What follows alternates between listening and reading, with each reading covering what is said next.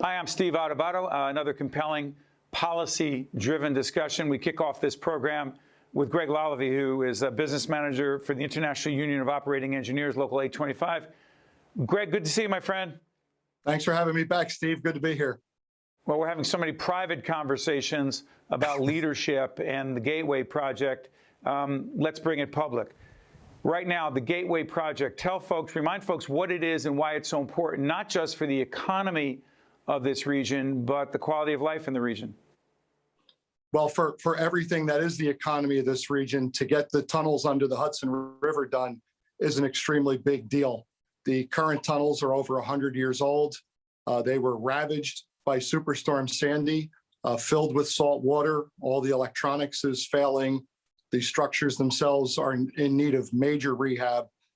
200,000 commuters into the city every day. The Northeast Corridor of Amtrak is 30% of the nation's GDP, flows between Boston and Washington. It's a big deal to get that project done for the economics of the region.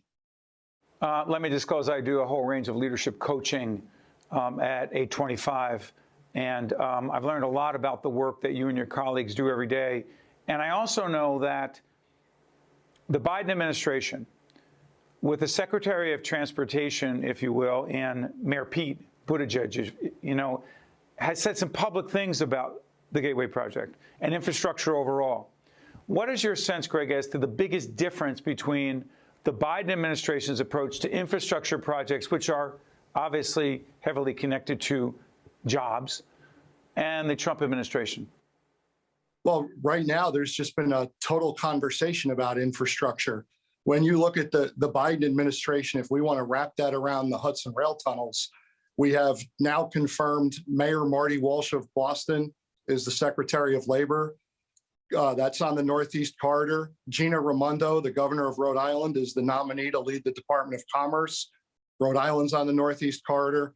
President Biden himself rode Amtrak into Washington as a senator. And you referred to Secretary of Transportation Buttigieg. He was a big advocate for the South Shore Line, which is a rail line from Chicago into South Bend. Right now it goes to the airport. He wanted it extended to downtown, a big proponent of projects that aren't necessarily vehicle-centric. So, have to be optimistic about the possibilities for this project to move forward. Greg, the other thing I want to get out there is that we're taping in late March. It'll be seen after. The bigger question about COVID and its long-term implications, or the impact, if you will, on your industry. By the way, tell everyone what the operating engineers do and why you matter. And then we'll get back to COVID. We are about 8,000 men and women who primarily operate heavy construction equipment, also work in mines and quarries and repair that equipment. We build the nation's infrastructure, the roads, the bridges, all of the water system, the gas system. So we're involved in public policy for this reason, to try to make sure that we both create good jobs, create a better environment, and create a good economy. One of the things I've learned about your organization over the years is that your folks have to be, quote, out there. They have to be on the job. They have to see what's going on, understand what's going on, make adjustments accordingly. COVID, and now we're taping this a year plus into this pandemic. How much can be done virtually, and how much must be done out in the field? For us, it has to all be done out in the field. You can't build the building and roll it into place from miles away. You can't build the road virtually. This all gets done in place. So our people have been on the job since the onset of the pandemic. But at the same time, there have been economic losses across the board. There's no organization, including those of us in public broadcasting, not adversely affected by this. How has it, dare I say, adversely affected your organization, A, and B, how have you pivoted? Because you and I talk about innovation a lot. Well, there are, what are normal budget cycles are completely disrupted. So counties put out infrastructure packages, utility authorities put out infrastructure packages. It's well known what's happened to the budgets at places like New Jersey Transit and the Port Authority. So it's been a complete disruption of the marketplace. And yes, a downturn in what the normal work cycle is.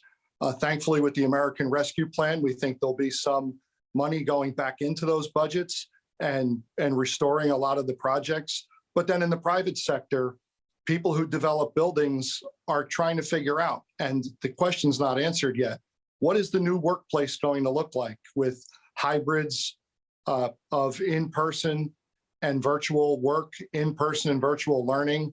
We don't really know what the building of the future is going to look like. So many of the commercial type projects were basically put on pause, I think, until that just sorts itself out. So is that a question, Greg? Excuse me. A question as to if there is less construction and commercial office buildings are less preferable and there'll be this hybrid, this combination of home and office, does that have potential to impact your industry? Across the board, it could create a severe downturn in our industry. One of the things that we're hopeful for, and New Jersey's done a good job with putting out or having a budget for road work, having a budget on the Turnpike and the Parkway. With the traffic down, this is a great time to get in and relieve the choke points that we've seen on the roadways historically and open them up more so that traffic flows more freely. That's an environmental concern and an economic concern.